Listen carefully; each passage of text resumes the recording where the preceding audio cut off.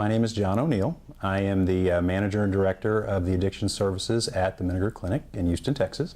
I'm a clinical social worker and a licensed addiction specialist, specializing in chemicals and sexual addiction. Been working with the Menninger Clinic for around 10 years altogether.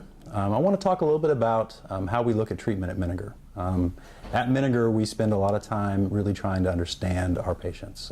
We see a significant number of patients who come in who have been to a lot of places. They've been to a lot of different treatment settings and everything else. And it's not as if treatment has failed them. What has failed them is the understanding of what's really going on. Most of the people we see have a significant psychiatric problem, personality issues, trauma issues, and unfortunately for them, it hasn't been investigated or they haven't developed an understanding of what that means for them. We spend a lot of time initially trying to understand that.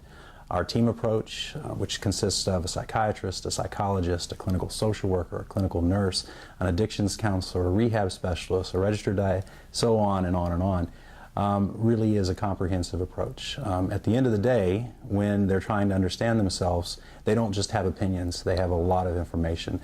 They have tests, and they have tools, and they have screens, and they have interviews, and they have family histories, and all kinds of things that put together a picture that helps them understand what's going on. And I'll tell a story, a little story. It's kind of, I think, a funny story. We were working with a young man years ago who really didn't understand what was going on, continued to relapse, using alcohol, using drugs, sex, gambling, all kinds of things. And so we did a full assessment and we tried to understand what was going on. Well, what we found was that he was struggling with bipolar. Significant, strong indicators, everything was really pointing to bipolar. So we sat down to meet with him and met with his family and met with him, and we said, what we have found is that you struggle with something called bipolar. And he looked at us and said, bipolar? But I like girls.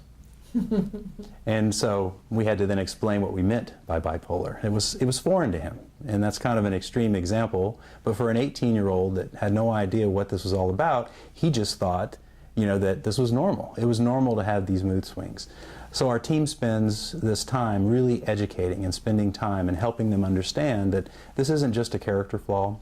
This isn't about willpower. This isn't about only motivation. There's something much more significant underneath it.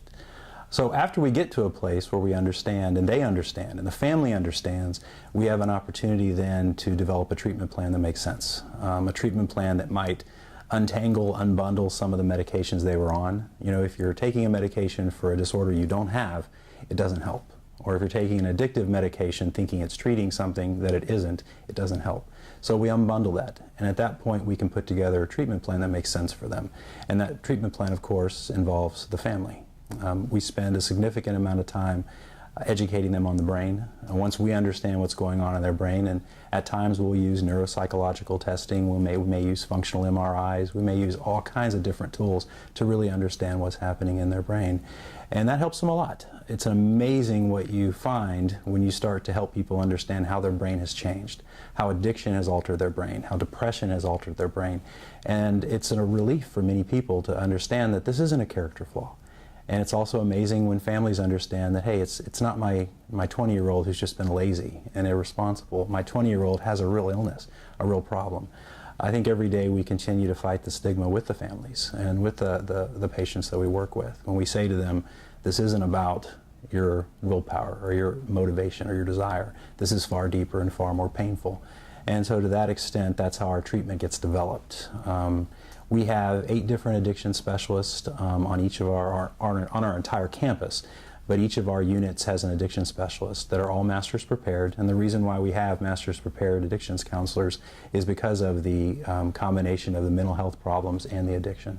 60 to 70% of our patients have a co-occurring disorder, and we know that. And the depths of the disorders for so many of our patients are so extreme and so painful and traumatic that if we don't have that understanding and specialty, we won't treat them well. And so we've learned over the years that we need to have people that get it from our clinical staff.